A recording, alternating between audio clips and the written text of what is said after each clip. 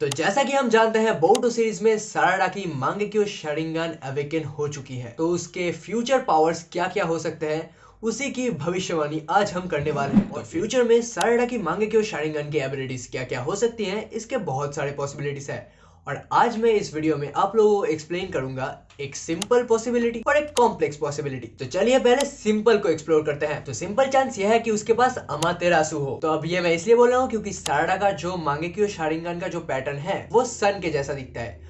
और Japanese mythology में या फिर कहे तो शिंटो मिथ्स में सन गॉडेस है अमातेरासु, और उसी के ऊपर बेस करके इताची और सास्के को अमातेरासु का पावर्स दिया गया था, जो कि है एक इटर्नल ब्लैक फ्लेम्स जो कि फायर को भी बर्न कर दे। तो जैसा कि हम जानते हैं ये पावर साराडा के ब्लड लाइन में है, क्योंकि पहले इस पावर को अवेकन किया था इताची ने उसके मांगेक्यो शारिंगन के थ्रू। और उसके बाद जब हमें सास्के के पास ये एबिलिटी दिखाया जाता है तब हम बहुत ज्यादा शॉक तो नहीं हुए थे, क्योंकि पहले से ये पावर इताची के पास थी और सास्के के पास एडिशनली कागुत्सुची की पावर भी थी, जिससे वो अमातेरासु को लिटरली कंट्रोल भी कर सकता था एक पर्टिकुलर टारगेट को हिट करने के लिए। अब यही पावर हमें साराडा के पास भी दिखाया जा सकता है, क्योंकि जैसे कि मैंने बोला उसके ब्लड लाइन में भी है। और सबसे बड़ी बात यह है कि उसकी खुद की शारिंगन जो पैटर्न है मांगेक्यो की, वो भी एक सन के जैसा पैटर्न ही हमें दिखाया गया है। अब इसको मैंने सिंपल पॉसिबिलिटी इसलिए बोला क्योंकि इसके चांसेस बहुत ही कम है, और वो मैं इस बेसिस पर बोल रहा हूँ क्योंकि साराडा सास्के और इताची से बिल्कुल ही अलग है। क्योंकि हमने बचपन से ही ये देखा था कि साराडा नारुतो के जैसे बनना चाहती है, and on the other hand Boruto जो है हमारा वो सास्के के जैसा बनना चाहता है। क्योंकि एनिमे में पहले साराडा ने सास्के को एक्सप्लेन किया था कि उनका जो उचिहा क्लैन का हिस्ट्री है वो बहुत ही एक डार्कर पाथ में जाता है, क्योंकि उचिहा क्लैन के बहुत पास में लोगों ने उल्टे सीधे काम किए थे। इताची के पीरियड में वो उचिहा मैसेकर वाला कांड, और उसके बाद में भी बहुत कुछ। तो इसलिए साराडा सबकी हेल्प करना चाहती है और फ्यूचर में होकागे बनना चाहती है।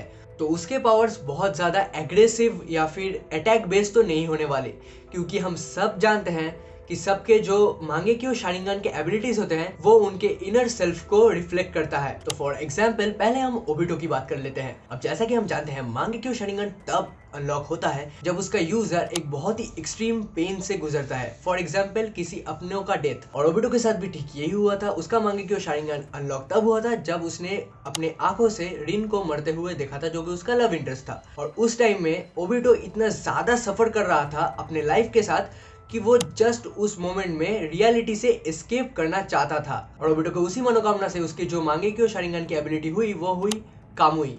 और कामुई से लिटरली वो एक डिमेंशन से दूसरे डिमेंशन में जा सकता था या स्किप कर सकता था। तो इसका लिटरल मीनिंग तो यही हुआ ना कि रियलिटी से एस्केप करना है। अगर हम शिसुई के बारे में भी देख लेते हैं, वो रेवोल्यूशन लाना चाहता था, और जो भी जितने भी शिनोबीज हैं पूरे वर्ल्ड में उन सबके हर्ट को चेंज करना चाहता था, वार को खत्म करना चाहता था और पूरे वर्ल्ड में पीस एस्टेब्लिश करना चाहता था। और उसका जो मांगेक्यो शारिंगन का एबिलिटी है वो है कोतो अमात्सुकामी, एक ऐसा गेंजुत्सु जिससे शिसुई अपने जो ओपिनियंस है वो दूसरों में फोर्सफुली इंजेक्ट कर सकता था। मतलब वो जो चाहे वो दूसरों को जोर जबरदस्ती से एक्सेप्ट करने के लिए वो उनको राजी करवा सकता था। अब अगर हम इताची के बारे में भी देख ले तो इताची के पास बहुत सारे मांगेक्यो शारिंगन के एबिलिटीज थे, और उनमें से एक था सुकुयोमी, जिसकी मदद से वो एक गेंजुत्सु कास्ट कर सकता था। और वो गेंजुत्सु इतना खतरनाक होता है कि वो एक एब्सोल्यूट गेंजुत्सु भी कहा जा सकता है। और उस गेंजुत्सु में लोग ना ही तो सिर्फ मेंटल पेन बट उसके साथ साथ फिजिकल पेन भी महसूस कर सकते हैं। अब उचिहा मैसेकर के बाद इताची क्या चाहता था कि वो उसके भाई के आंखों में सिर्फ एक विलन बन के रहे, जिसने कि पूरे उचिहा क्लैन को मारा था और जिसका बदला उसका भाई उससे ले सके और फाइनली उसके दर्द भरे लाइफ को खत्म कर सके। And on the other hand अगर अब हम सास्के को भी देखें तो सास्के का जो मांगेक्यो शारिंगन का एबिलिटी था वो था कागुत्सुची। अब कागुत्सुची की मदद से सास्के अमातेरासु की पावर को एक बहुत ही लिमिटेड और डायरेक्टेड वे में यूज कर सकता है, मतलब कि किसी पर्टिकुलर टारगेट को हिट कर। और सास्के मन ही मन चाहता भी वो था कि वो शिनोबी वर्ल्ड को खत्म करेगा और अपने हिसाब से एक नया शिनोबी वर्ल्ड वो बनाएगा। तो अब इसके आगे मैं जो बोलने वाला हूँ उसमें बोरुटो सीरीज के और बोरुटो टू ब्लू वोर्टेक्स से कुछ मेजर स्पॉयलर्स रह सकते हैं। तो अगर आप वो स्किप करना चाहते हैं तो आप वीडियो यहीं पर छोड़ सकते हैं, और अगर नहीं तो चलिए इस क्रेजी थ्योरी को आगे एक्सप्लोर करते हैं। तो बोरुटो चैप्टर नंबर 80 में हम ये देखते हैं कि साराडा अपनी मांगेक्यो शारिंगन अवेकन करती है।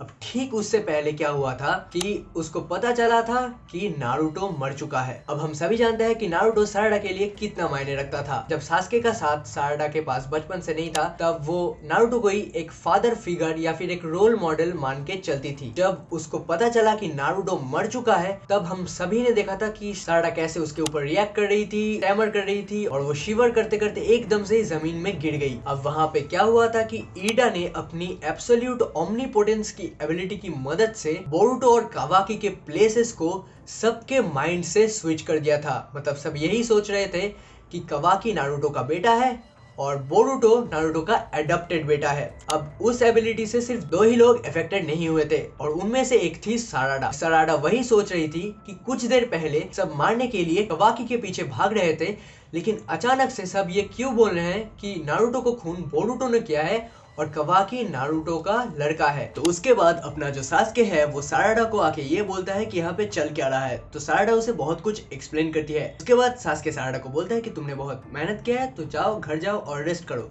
लेकिन साराडा रोते रोते उसको एक्सप्लेन करती है कि डैड, इसके पीछे बोरुतो नहीं है। पता नहीं सब क्यों ऐसा सोच रहे हैं कि बोरुतो ने नारुतो को मारा है। और फिर वो रो देती है और ऐसा बोलती है कि जीवन में मैंने आपसे कुछ नहीं मांगा है, लेकिन पहली बार आपसे कुछ मांगने जा रही है और प्लीज इसे कर देना। और ठीक उसी टाइम रोते रोते सास्के देखता है कि उसका मांगेक्यो शारिंगन एक्टिवेट हो चुका है। अब अपना चैट सास्के पहले से ही बहुत ज्यादा इंटेलेक्चुअल था और क्योंकि उसने अपने लाइफ से सीखा है कि शारिंगन या फिर कहे तो मांगेक्यो शारिंगन कैसे एक्टिवेट होता है, वो बहुत ही अच्छी तरीके से जानता था कि ऐसी छोटी मोटी रीजन की वजह से एक मांगेक्यो शारिंगन तो एक्टिवेट नहीं हो सकता, तो इसके पीछे जरूर कुछ मामला है। और फिर साराडा के मांगेक्यो शारिंगन के एक्टिवेट होने की वजह से सास्के बाद में जाता है बोरुतो को लेके कोनोहा के बाहर और फिर उसे ट्रेनिंग देता है। अब मेन पॉइंट यहाँ पे आता है कि जब किसी का मांगेक्यो शारिंगन एक्टिवेट होता है, तब उसके विल के ऊपर ही उसका एबिलिटी भी डिपेंड करता है। तो साराडा ये ईगरली प्रूव करना चाहती थी कि सब लोगों के माइंड में मिसअंडरस्टैंडिंग हो रहा है या फिर सब एक वहम में जी रहे हैं। तो फ्यूचर में साराडा की मांगेक्यो एबिलिटीज कुछ ऐसी हो सकती है जिसकी मदद से वो इल्यूजन या फिर कहे तो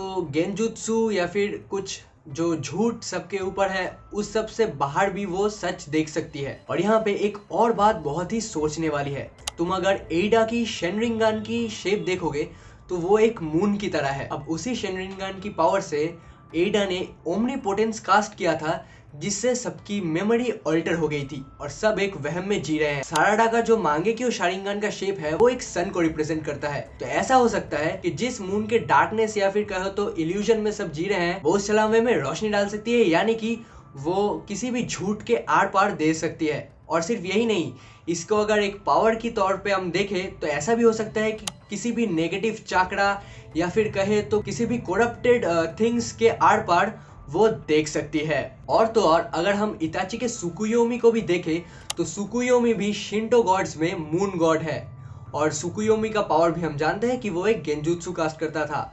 on the other hand Sarada का जो सन है वो लाइट को रिप्रेजेंट करती है। साराडा का चाक्रा नेचर भी है लाइटनिंग और फायर। अब जब एक जनरेशन पहले सास्के के पास भी सेम चाक्रा नेचर्स थे, लाइटनिंग एंड फायर, सास्के उसको डिस्ट्रक्टिव पर्पसेस के लिए यूज करता था। अब अगर हम ध्यान से सोचे तो फायर और लाइटनिंग दोनों ही एक कॉमन चीज को शेयर करती है, वो है लाइट या फिर कहे तो रोशनी। और सन का भी ठीक यही पर्पस है, या तो वो अपना बहुत ज्यादा रेडियंस और हीट देता है जो कि किसी भी चीज को बर्न या फिर डिस्ट्रॉय कर सकता है, या फिर अगर हम दूसरी तरीके से सोचे तो सन हमें रोशनी देता है। तो यही काम यहाँ पे साराडा का भी है। जिस छलावे में सब लोगों को ईडा के ओमनीपोटेंस से डाला, उसी छलावे से सबको साराडा बाहर निकाल सकती है। और बोरुतो सीरीज के एकदम पहले भी हमने देखा कि सास्के बोरुतो का अपना लाइफ एक्सप्लेन कर रहा था, कैसे वो पूरे शिनोबी वर्ल्ड में पीस लाना चाहता था, लेकिन यही करते करते वो एक डार्कर पाथ में चला गया था और तब उसे उसके एक फ्रेंड ने बाहर निकाला था जो कि था नारुतो। और हम सभी जानते हैं कि सास्के मून को रिप्रेजेंट करता था और नारुतो सन को। तब बोरुतो बोलता है कि मुझे कोई टेंशन नहीं है क्योंकि मेरे पास भी बहुत सारे अच्छे खासे दोस्त हैं, और उन दोस्तों में से साराडा को ही ये अभी याद है बोरुतो एक्चुअली में नारुतो का बेटा है और वो दोषी नहीं है। तो यहाँ पे सब कुछ क्लियर ऑलरेडी हो जाता है। और मांगेक्यो शारिंगन की एक और एबिलिटी होती है जो कि सारे की सारी यूजर्स पोजेस करते हैं, वो है सुजानो की एबिलिटी। साराडा को जो सुजानो होगा वो रिप्रेजेंट कर सकता है प्योरिटी, यूनिटी एंड प्रोटेक्शन को। अब हम जानते हैं कि किशिमोटो सेंसेई हर एक कैरेक्टर के लिए माइथोलॉजी और हिस्टोरिकल इवेंट्स के एकदम डीप जाते हैं, जैसे कि जितने सारे मांगेक्यू एबिलिटीज है, जैसे कि अमातेरासु पकड़ लो, सुकुयोमी या फिर सुजानो, सारे के सारे शिंटो गॉड्स हैं। और अगर हम नारुतो सीरीज के सबसे पॉपुलर आर्क को भी देखें, वो है पेन आर्क। पेन आर्क में जो 6 पार्ट्स ऑफ पेन हमें दिखाया गया था, वो भी हिंदुइज्म के एक कॉन्सेप्ट से लिया गया है। नारुतो का जो पावर सिस्टम है चाक्रा, वो भी हिंदुइज्म से लिया गया है। और सिर्फ हिंदुइज्म ही नहीं, Hinduism, Buddhism and Japanese mythology सब कुछ को मिलाकर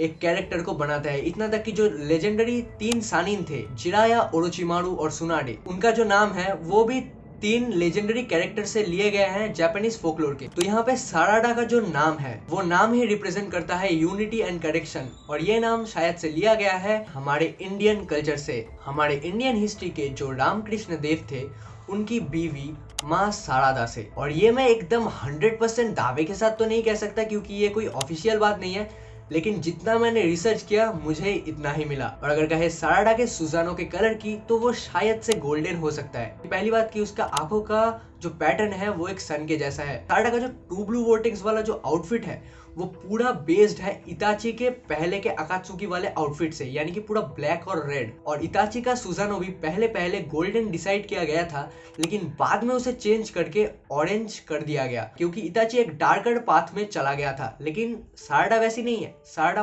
पूरा लाइट को रिप्रेजेंट करती है। तो उस हिसाब से साराडा के सुजानो के जो कलर है, उसे वो गोल्डन या फिर येलो रख सकते हैं। तो आज का प्रेडिक्शन वीडियो हम यहीं पे रैप अप करते हैं, और कमेंट करके जरूर बताइएगा कि आपका इस टॉपिक पे थॉट्स क्या क्या है और आपको ये प्रेडिक्शन कैसा लगा। और अगर वीडियो अच्छा लगा तो इस वीडियो को दबा के शेयर और लाइक करना। और अगर इस वीडियो में सिर्फ 50, मैं ज्यादा नहीं बोलूंगा, सिर्फ 50 लाइक्स हो जाते हैं, तो मैं इसके ऊपर एक और वीडियो निकालूंगा और ज्यादा से ज्यादा बोरुटो के ऊपर प्रेडिक्शंस आएंगे। And lastly, please subscribe to our channel, क्योंकि हमें इसकी बहुत ही ज्यादा जरूरत है। तो मिलते हैं किसी दूसरे वीडियो में, तब तक के लिए एनिमे देखते रहिए और चिल करते रहिए। सो टाटा, सी यू लेटर।